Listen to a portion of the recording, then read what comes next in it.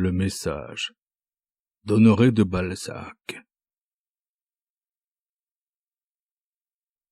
J'ai toujours eu le désir de raconter une histoire simple et vraie, au récit de laquelle un jeune homme et sa maîtresse fussent saisis de frayeur et se réfugiassent au cœur l'un de l'autre, comme deux enfants qui se serrent en rencontrant un serpent sur le bord d'un bois. Au risque de diminuer l'intérêt de ma narration ou de passer pour un fat, je commence par vous annoncer le but de mon récit. J'ai joué un rôle dans ce drame presque vulgaire. S'il ne vous intéresse pas, ce sera ma faute, autant que celle de la vérité historique. Beaucoup de choses véritables sont souverainement ennuyeuses. Aussi est-ce la moitié du talent que de choisir dans le vrai ce qui peut devenir poétique. En 1819, j'allais de Paris à Moulins. L'état de ma bourse m'obligeait à voyager sur l'impériale de la diligence. Les Anglais, vous le savez, regardent les places situées dans cette partie aérienne de la voiture comme les meilleures. Durant les premières lieues de la route, j'ai trouvé 1000 excellentes raisons pour justifier l'opinion de nos voisins. Un jeune homme qui me parut être un peu plus riche que je ne l'étais monta par goût près de moi, sur la banquette. Il accueillit mes arguments par des sourires inoffensifs. Bientôt une certaine conformité d'âge, de pensée, notre mutuel amour pour le grand air, pour les riches aspects des pays que nous découvrions à mesure que la lourde voiture avançait. Puis je ne sais quelle attraction magnétique, impossible à expliquer, firent naître entre nous cette espèce d'intimité momentanée à laquelle les voyageurs s'abandonnent avec d'autant plus de complaisance que ce sentiment éphémère paraît devoir cesser promptement et n'engager à rien pour l'avenir. Nous n'avions pas fait 30 lieues que nous parlions des femmes et de l'amour. Avec toutes les précautions oratoires voulues en semblable occurrence, il fut naturellement question de nos maîtresses. Jeunes tous deux, nous n'en étions encore l'un et l'autre qu'à la femme d'un certain âge, c'est-à-dire à la femme qui se trouve entre 35 et 40 ans. Oh, un poète qui nous eût écoutés de Montargis, à je ne sais plus quel relais, aurait recueilli des expressions bien enflammées, des portraits ravissants et de bien douces confidences. Nos craintes pudiques, nos interjections silencieuses et nos regards, encore rougissants, étaient empreints d'une éloquence dont le charme naïf ne s'est plus retrouvé pour moi. Sans doute il faut rester jeune pour comprendre la jeunesse. Ainsi, nous nous comprîmes à merveille sur tous les points essentiels de la passion. Et d'abord nous avions commencé à poser en fait et en principe qu'il n'y avait rien de plus sot au monde qu'un acte de naissance, que bien des femmes de 40 ans étaient plus jeunes que certaines femmes de 20 ans, et qu'en définitive, les femmes n'avaient réellement que l'âge qu'elles paraissaient avoir. Ce système ne mettait pas de terme à l'amour, et nous nagions de bonne foi dans un océan sans bornes. Enfin, après avoir fait nos maîtresses jeunes, charmantes, dévouées, comtesses, pleines de goût, spirituelles, fines, après leur avoir donné de jolis pieds, une peau satinée et même doucement parfumée, nous nous avouâmes, lui, que madame une telle avait 38 ans, et moi de mon côté que j'adorais une quadragénaire. Là-dessus, délivrés l'un et l'autre d'une espèce de crainte vague, nous reprîmes nos confidences de plus belle en nous trouvant confrères en amour. Puis ce fut à qui de nous deux accuserait le plus de sentiments. L'un avait fait une fois 200 lieues pour voir sa maîtresse pendant 1 heure. L'autre avait risqué de passer pour un loup et d'être fusillé dans un parc, afin de se trouver à un rendez-vous nocturne. Enfin, toutes nos folies. S'il y a du plaisir à se rappeler les dangers passés, n'y a-t-il pas aussi bien des délices à se souvenir des plaisirs évanouis? C'est jouir 2 fois. Les périls, les grands et petits bonheurs, nous nous disions tout, même les plaisanteries. La comtesse de mon ami avait fumé un cigare pour lui plaire. La mienne me faisait mon chocolat, et ne passait pas un jour sans m'écrire ou me voir. La sienne était venue demeurer chez lui pendant 3 jours, au risque de se perdre. La mienne avait fait encore mieux, ou pis, si vous voulez.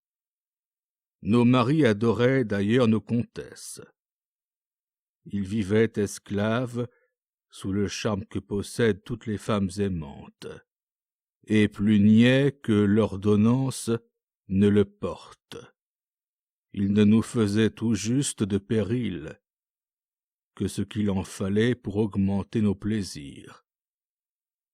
Oh, comme le vent emportait vite nos paroles et nos douces risées. En arrivant à Pouilly, j'examinai fort attentivement la personne de mon nouvel ami. Certes, je crus facilement qu'il devait être très sérieusement aimé. Figurez-vous un jeune homme de taille moyenne, mais très bien proportionné, ayant une figure heureuse et pleine d'expression. Ses cheveux étaient noirs et ses yeux bleus. Ses lèvres étaient faiblement rosées. Ses dents blanches et bien rangées. Une pâleur gracieuse décorait encore ses traits fins. Puis un léger cercle de bistre cernait ses yeux, comme s'il eût été convalescent. Ajoutez à cela qu'il avait des mains blanches, bien modelées, soignées comme doivent l'être celles d'une jolie femme, qu'il paraissait fort instruit, était spirituel, et vous n'aurez pas de peine à m'accorder que mon compagnon pouvait faire honneur à une comtesse. Enfin, plus d'une jeune fille l'eût envié pour mari, car il était vicomte, et possédait environ 12 à 15 000 livres de rente, sans compter les espérances. À 1 lieue de Pouilly, la diligence versa. Mon malheureux camarade jugea devoir, pour sa sûreté, s'élancer sur les bords d'un champ fraîchement labouré, au lieu de se cramponner à la banquette, comme je le fis, et de suivre le mouvement de la diligence. Il prit mal son élan, ou glissa. Je ne sais comment l'accident eut lieu, mais il fut écrasé par la voiture, qui tomba sur lui. Nous le transportâmes dans une maison de paysans. À travers les gémissements que lui arrachaient d'atroces douleurs, il put me léguer un de ces soins à remplir, auxquels les derniers vœux d'un mourant donnent un caractère sacré. Au milieu de son agonie, le pauvre enfant se tourmentait, avec toute la candeur dont on est souvent victime à son âge, de la peine que ressentirait sa maîtresse si elle apprenait brusquement sa mort par un journal. Il me pria d'aller moi-même la lui annoncer. Puis il me fit chercher une clé suspendue à un ruban qu'il portait, en sautoir sur la poitrine. Je la trouvai à moitié enfoncée dans les chairs. Le mourant ne proféra pas la moindre plainte lorsque je la retirai, le plus délicatement qu'il me fut possible, de la plaie qu'elle y avait faite. Au moment où il achevait de me donner toutes les instructions nécessaires pour prendre chez lui, à la Charité-sur-Loire, les lettres d'amour que sa maîtresse lui avait écrites et qu'il me conjura de lui rendre, il perdit la parole au milieu d'une phrase. Mais son dernier geste me fit comprendre que la fatale clé serait un gage de ma mission auprès de sa mère. Affligé de ne pouvoir formuler un seul mot de remerciement, car il ne doutait pas de mon zèle, il me regarda d'un œil suppliant pendant un instant, me dit adieu en me saluant par un mouvement de cils, puis il pencha la tête et mourut. Sa mort fut le seul accident funeste que causa la chute de la voiture. Encore y eut-il un peu de sa faute, me disait le conducteur. À la Charité, j'accomplis le testament verbal de ce pauvre voyageur. Sa mère était absente. Ce fut une sorte de bonheur pour moi. Néanmoins, j'eus à essuyer la douleur d'une vieille servante, qui chancela lorsque je lui racontai la mort de son jeune maître. Elle tomba demi-morte sur une chaise, en voyant cette clé encore empreinte de sang.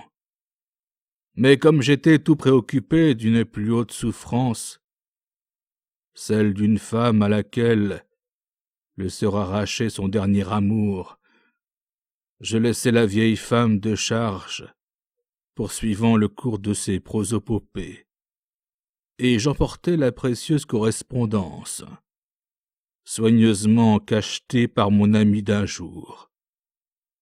Le château où demeurait la comtesse se trouvait à 8 lieues de Moulins, et encore fallait-il, pour y arriver, faire quelques lieues dans les terres. Il m'était alors assez difficile de m'acquitter de mon message.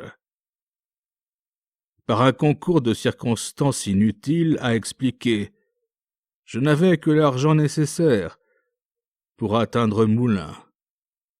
Cependant, avec l'enthousiasme de la jeunesse, je résolus de faire la route à pied et d'aller assez vite pour devancer la renommée des mauvaises nouvelles, qui marche si rapidement.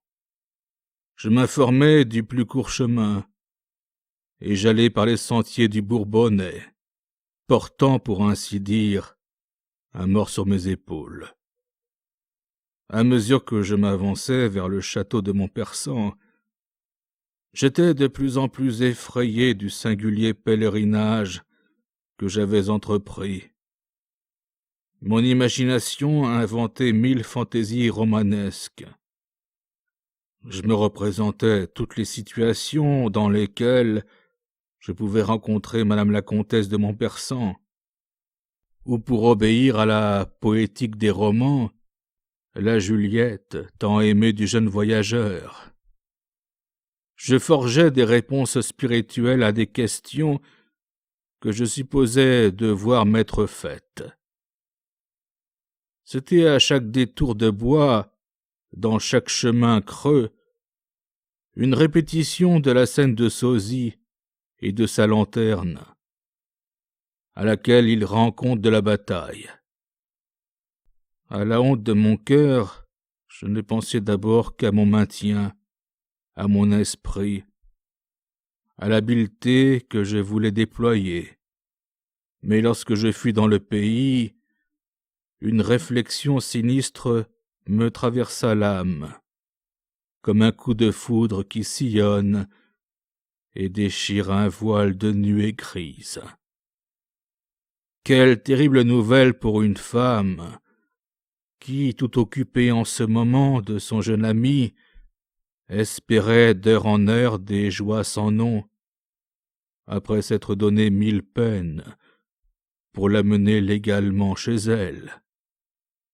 Enfin, il y avait encore une charité cruelle à être le messager de la mort.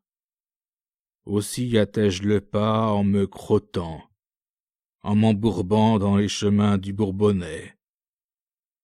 J'atteignis bientôt une grande avenue de châtaigniers, au bout de laquelle les masses du château de Montpersan se dessinèrent dans le ciel, comme des nuages bruns à contours, clairs et fantastiques. En arrivant à la porte du château, je la trouvai tout ouverte. Cette circonstance imprévue détruisait mes plans et mes suppositions. Néanmoins, j'entrai hardiment, et j'eus aussitôt à mes côtés 2 chiens qui aboyèrent en vrais chiens de campagne. À ce bruit, une grosse servante accourut, et quand je lui eus dit que je voulais parler à madame la comtesse, elle me montra par un geste de main les massifs d'un parc à l'anglaise qui serpentait autour du château, et me répondit: « Madame est par là. »« Merci, » dis-je d'un air ironique. Son « par là » pouvait me faire errer pendant 2 heures dans le parc. Une jolie petite fille à cheveux bouclés, à ceinture rose, à robe blanche, à pèlerine plissée, arriva sur ses entrefaites, entendit ou saisit la demande et la réponse. À mon aspect, elle disparut en criant d'un petit accent fin: « Ma mère, voilà un monsieur qui veut vous parler. » Et moi de suivre, à travers les détours des allées, les sauts et les bonds de la pèlerine blanche, qui, semblable à un feu follet, me montrait le chemin que prenait la petite fille. Il faut tout dire. Au dernier buisson de l'avenue, j'avais rehaussé mon col, brossé mon mauvais chapeau et mon pantalon avec les parements de mon habit avec ses manches, et les manches, l'une par l'autre. Puis je l'avais boutonné soigneusement pour montrer le drap des revers, toujours un peu plus neuf que ne l'est le reste. Enfin, j'avais fait descendre mon pantalon sur mes bottes, artistement frottées dans l'herbe. Grâce à cette toilette de Gascon, j'espérais ne pas être pris pour l'ambulant de la sous-préfecture.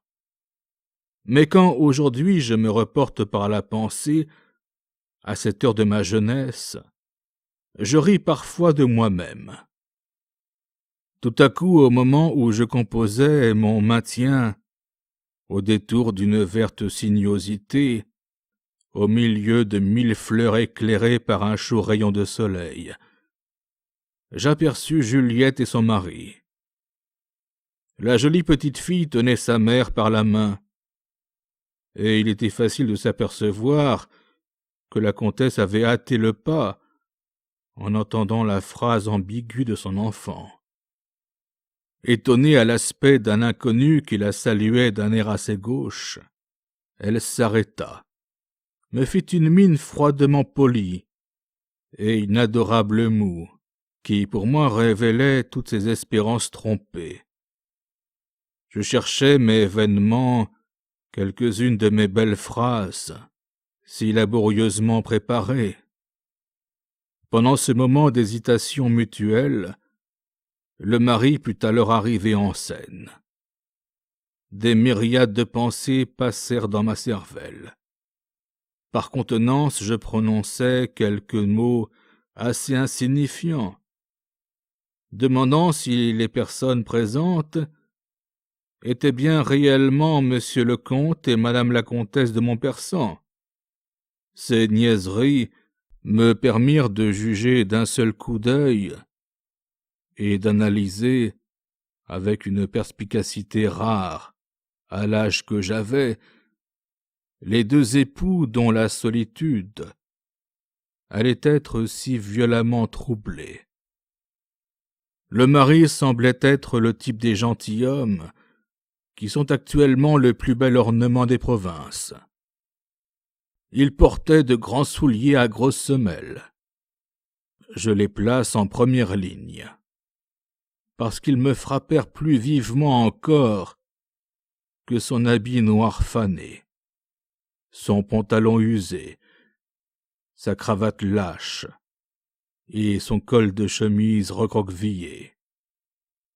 Il y avait dans cet homme un peu du magistrat, beaucoup plus du conseiller de préfecture, toute l'importance d'un maire de canton auquel rien ne résiste, et l'aigreur d'un candidat éligible, périodiquement refusé depuis 1816. Incroyable mélange de bon sens campagnard et de sottise.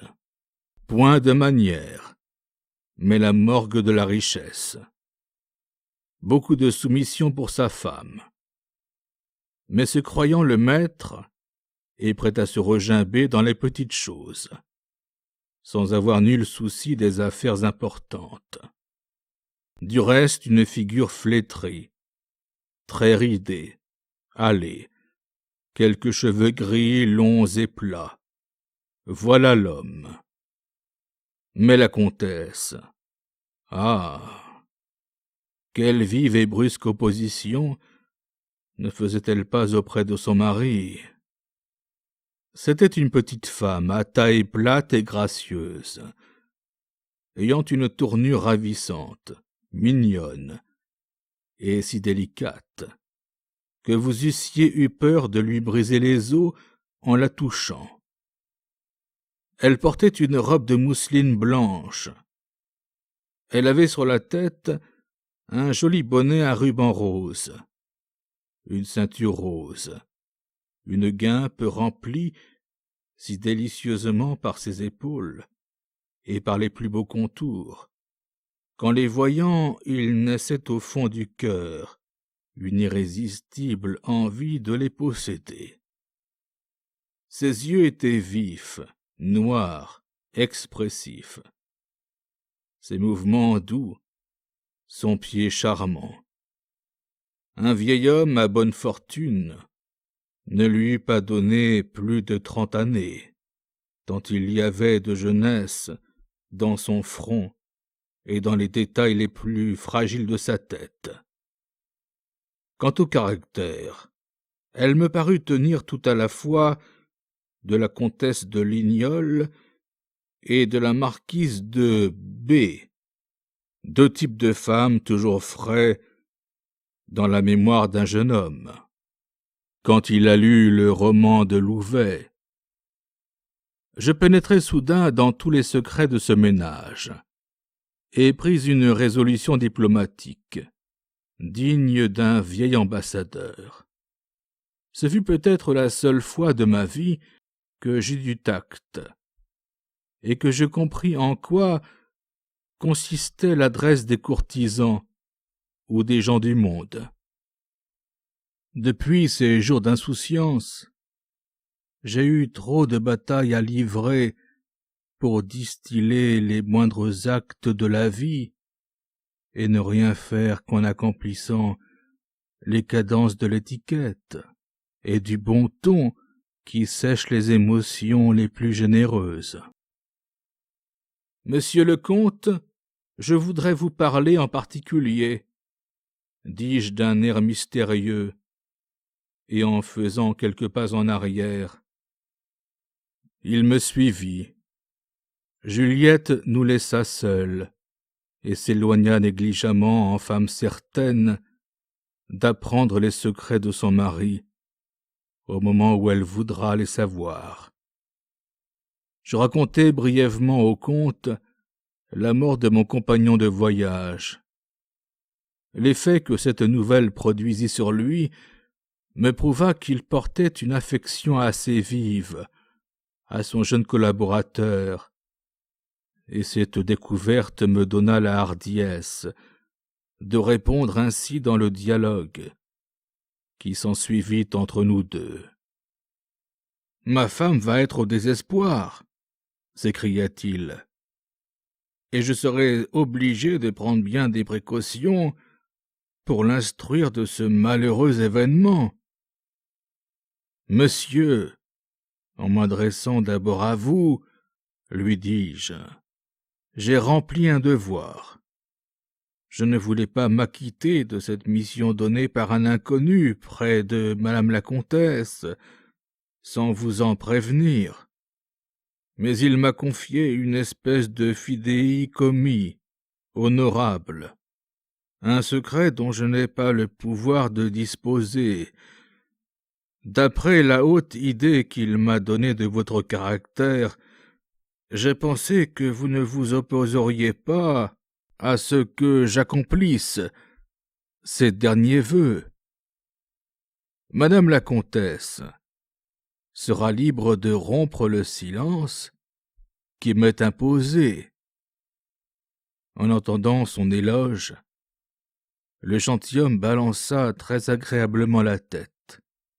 Il me répondit par un compliment assez entortillé et finit en me laissant le champ libre.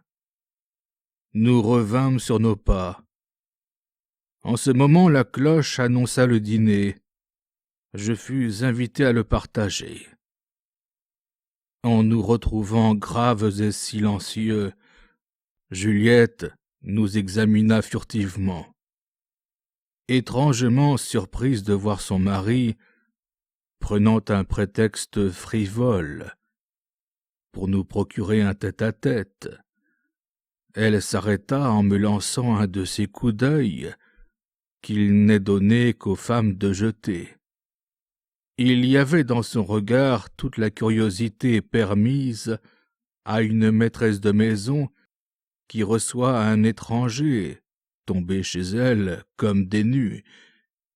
Il y avait toutes les interrogations que méritait ma mise, ma jeunesse et ma physionomie. Contraste singulier. Puis tout le dédain d'une maîtresse idolâtrée, aux yeux de qui les hommes ne sont rien, hormis un seul. Il y avait des craintes involontaires, de la peur, et l'ennui d'avoir un hôte inattendu, quand elle venait, sans doute, de ménager à son amour tous les bonheurs de la solitude. Je compris cette éloquence muette, et j'y répondis par un triste sourire plein de pitié, de compassion. Alors je la contemplai pendant un instant, dans tout l'éclat de sa beauté, par un jour serein, au milieu d'une étroite allée bordée de fleurs. En voyant cet admirable tableau, je ne pus retenir un soupir. Hélas, madame, je viens de faire un bien pénible voyage, entrepris pour vous seul. Monsieur, me dit-elle. Oh, repris-je, je viens au nom de celui qui vous nomme Juliette. Elle pâlit. Vous ne le verrez pas aujourd'hui. Il est malade, dit-elle à voix basse. Oui, lui répondis-je, mais de grâce, modérez-vous, je suis chargé par lui de vous confier quelques secrets qui vous concernent, et croyez que jamais messager ne sera ni plus discret, ni plus dévoué. Qu'y a-t-il? S'il ne vous aimait plus? Oh, cela est impossible, s'écria-t-elle, en laissant échapper un léger sourire, qui n'était rien moins que franc. Tout à coup, elle eut une sorte de frisson, me jeta un regard fauve et prompt, rougit, et dit « Il est vivant !» Grand Dieu, quel mot terrible! J'étais trop jeune pour en soutenir l'accent. Je ne répondis pas, et regardai cette malheureuse femme d'un air hébété. « Monsieur, une réponse !» s'écria-t-elle. « Oui, madame. Cela est-il vrai? Oh, dites-moi la vérité. Je puis l'entendre. Dites. Toute douleur me sera moins poignante que ne l'est mon incertitude. » Je répondis par 2 larmes que m'arrachèrent les étranges accents par lesquels ces phrases furent accompagnées. Elle s'appuya sur un arbre, en jetant un faible cri. « Madame, lui dis-je, voici votre mari. »« Est-ce que j'ai un mari ?» À ce mot, elle s'enfuit et disparut. « Eh bien, le dîner refroidi !» s'écria le comte. « Venez, monsieur !» Là-dessus, je suivis le maître de la maison, qui me conduisit dans une salle à manger, où je vis un repas servi avec tout le luxe auquel les tables parisiennes nous ont accoutumés. Il y avait 5 couverts, ceux des 2 époux et celui de la petite fille, le mien, qui devait être le sien. Le dernier était celui d'un chanoine de Saint-Denis, qui, les grâces dites, demanda « Où donc est notre chère comtesse ?»« Oh, elle va venir !» répondit le comte, qui, après nous avoir servi avec empressement le potage, s'en donna une très ample assiété, et l'expédia merveilleusement vite. « Oh, mon neveu !» s'écria le chanoine, « si votre femme était là, vous seriez plus raisonnable. »« Papa se fera mal, » dit la petite fille d'un air malin. Un instant après ce singulier épisode gastronomique, et au moment où le comte découpait avec empressement je ne sais quelle pièce de venaison, une femme de chambre entra et dit « Monsieur, nous ne trouvons point madame. » À ce mot, je me levai par un mouvement brusque, en redoutant quelque malheur, et ma physionomie exprima si vivement mes craintes que le vieux chanoine me suivit au jardin. Le mari vint par décence jusque sur le seuil de la porte. « Restez, restez, n'ayez aucune inquiétude !» nous cria-t-il. Mais il ne nous accompagna point. Le chanoine, la femme de chambre et moi, nous parcourûmes les sentiers et les boulingrins du parc, appelant, écoutant, et d'autant plus inquiet que j'annonçais la mort du jeune vicomte. En courant, je racontai les circonstances de ce fatal événement et m'aperçus que la femme de chambre était extrêmement attachée à sa maîtresse, car elle entra bien mieux que le chanoine dans les secrets de ma terreur. Nous allâmes aux pièces d'eau, nous visitâmes tout sans trouver la comtesse, ni le moindre vestige de son passage. Enfin, en revenant le long d'un mur, j'entendis des gémissements sourds et profondément étouffés, qui semblaient sortir d'une espèce de grange. À tout hasard, j'y entrai. Nous y découvrîmes Juliette, qui, mue par l'instinct du désespoir, s'y était ensevelie au milieu du foin. Elle avait caché là sa tête, afin d'assourdir ses horribles cris, obéissant à une invincible pudeur. C'étaient des sanglots, des pleurs d'enfant, mais plus pénétrants, plus plaintifs. Il n'y avait plus rien dans le monde pour elle. La femme de chambre dégagea sa maîtresse, qui se laissa faire avec la flasque insouciance de l'animal mourant. Cette fille ne savait rien dire autre chose que « Allons, madame, allons !» Le vieux chanoine demandait « Mais qu'a-t-elle ? Qu'avez-vous, ma nièce ?» Enfin, aidé par la femme de chambre, je transportai Juliette dans sa chambre. Je recommandai soigneusement de veiller sur elle et de dire à tout le monde que la comtesse avait la migraine. Puis nous redescendîmes, le chanoine et moi, dans la salle à manger. Il y avait déjà quelque temps que nous avions quitté le comte. Je ne pensais guère à lui qu'au moment où je me trouvais sous le péristyle. Son indifférence me surprit. Mais mon étonnement augmenta quand je le trouvai philosophiquement assis à table. Il avait mangé presque tout le dîner, au grand plaisir de sa fille, qui souriait de voir son père en flagrante désobéissance aux ordres de la comtesse. La singulière insouciance de ce mari me fut expliquée par la légère altercation qui s'éleva soudain entre le chanoine et lui.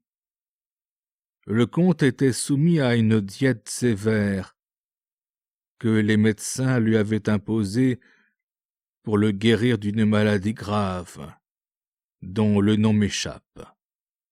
Et poussé par cette gloutonnerie féroce, assez familière aux convalescents, l'appétit de la bête l'avait emporté chez lui, sur toutes les sensibilités de l'homme. En un moment, j'avais vu la nature dans toute sa vérité, sous deux aspects bien différents, qui mettaient le comique au sein même de la plus horrible douleur. La soirée fut triste. J'étais fatigué. Le chanoine employait toute son intelligence à deviner la cause des pleurs de sa nièce. Le mari digérait silencieusement, après s'être contenté d'une assez vague explication que la comtesse lui fit donner de son malaise par sa femme de chambre, et qui fut, je crois, empruntée aux indispositions naturelles à la femme. Nous nous couchâmes tous de bonne heure. En passant devant la chambre de la comtesse, pour aller au gîte, où me conduisit un valet, je demandai timidement de ses nouvelles. En reconnaissant ma voix, elle me fit entrer, voulut me parler. Mais ne pouvant rien articuler, elle inclina la tête, et je me retirai. Malgré les émotions cruelles que je venais de partager avec la bonne foi d'un jeune homme, je dormis accablé par la fatigue d'une marche forcée. À une heure avancée de la nuit, je fus réveillé par les aigres bruissements que produisirent les anneaux de mes rideaux, violemment tirés, sur leur tringle de fer.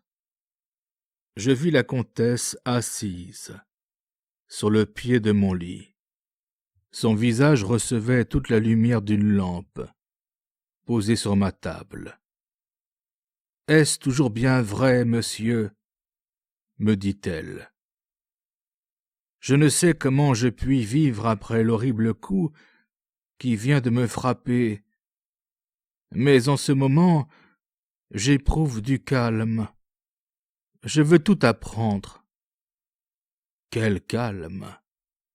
me dis-je, en apercevant l'effrayante pâleur de son teint, qui contrastait avec la couleur brune de sa chevelure, en entendant les sons gutturaux de sa voix, en restant stupéfait des ravages dont témoignaient tous ses traits altérés. Elle était étiolée déjà comme une feuille dépouillée des dernières teintes qui impriment l'automne. Ses yeux rouges et gonflés, dénués de toute leur beauté, ne réfléchissaient qu'une amère et profonde douleur. Vous eussiez dit d'un nuage gris, là où naguère pétillait le soleil. Je lui redis simplement, sans trop appuyer sur certaines circonstances trop douloureuses pour elle, l'événement rapide qui l'avait privée de son ami.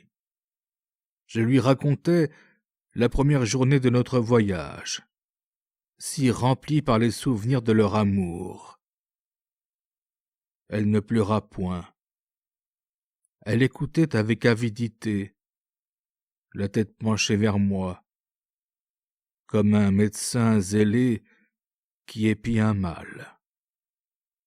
Saisissant à un moment où elle me parut avoir entièrement ouvert son cœur aux souffrances et vouloir se plonger dans son malheur, avec toute l'ardeur que donne la première fièvre du désespoir, je lui parlai des craintes qui agitèrent le pauvre mourant, et lui dis comment et pourquoi il m'avait chargé de ce fatal message. Ses yeux se séchèrent alors sous le feu sombre qui s'échappa de plus profondes régions de l'âme. Elle put pâlir encore. Lorsque je lui tendis les lettres que je gardais sous mon oreiller, elle les prit machinalement. Puis elle tressaillit violemment et me dit d'une voix creuse: « Et moi qui brûlais les siennes, je n'ai rien de lui, rien, rien. » Elle se frappa fortement au front. « Madame, lui dis-je. » Elle me regarda par un mouvement convulsif. « J'ai coupé sur sa tête, dis-je, en continuant, une mèche de cheveux que voici. » Et je lui présentai ce dernier, cet incorruptible lambeau de celui qu'elle aimait. Ah, si vous aviez reçu comme moi les larmes brûlantes qui tombèrent alors sur mes mains, vous sauriez ce qu'est la reconnaissance, quand elle est si voisine du bienfait. Elle me serra les mains, et d'une voix étouffée, avec un regard brillant de fièvre, un regard où son frêle bonheur rayonnait à travers d'horribles souffrances. « Ah, vous aimez, dit-elle. Soyez toujours heureux. Ne perdez pas celle qui vous est chère. » Elle n'acheva pas et s'enfuit avec son trésor. Le lendemain, cette scène nocturne, confondue dans mes rêves, me parut être une fiction. Il fallut, pour me convaincre de la douloureuse vérité, que je cherchasse infructueusement les lettres sous mon chevet. Il serait inutile de vous raconter les événements du lendemain. je restai plusieurs heures encore avec la Juliette que m'avait tant vantée mon pauvre compagnon de voyage. Les moindres paroles, les gestes, les actions de cette femme me prouvèrent la noblesse d'âme, la délicatesse de sentiment qui faisait d'elle une de ces chères créatures d'amour et de dévouement, si rares, semées sur cette terre. Le soir, le comte de Montpersan me conduisit lui-même jusqu'à Moulins. En y arrivant, il me dit avec une sorte d'embarras: « Monsieur, si ce n'est pas abuser de votre complaisance et agir bien indiscrètement avec un inconnu auquel nous avons déjà des obligations, voudriez-vous avoir la bonté de remettre à Paris, puisque vous y allez, chez monsieur de... j'ai oublié le nom, rue du Sentier, une somme que je lui dois, et qu'il m'a prié de lui faire promptement passer. »« Volontiers, dis-je. Et dans l'innocence de mon âme, je pris un rouleau de 25 louis, qui me servit à revenir à Paris, et que je rendis fidèlement au prétendu correspondant de monsieur de Montpersan. À Paris seulement, et en portant cette somme dans la maison indiquée, je compris l'ingénieuse adresse avec laquelle Juliette m'avait obligé, la manière dont me fut prêté cet or, la discrétion gardée sur une pauvreté facile à deviner. Ne révèle-t-il pas tout le génie d'une femme aimante? Quel délice d'avoir pu raconter cette aventure à une femme qui, peureuse, vous a serré, vous a dit: « Ô cher, ne meurs pas, toi,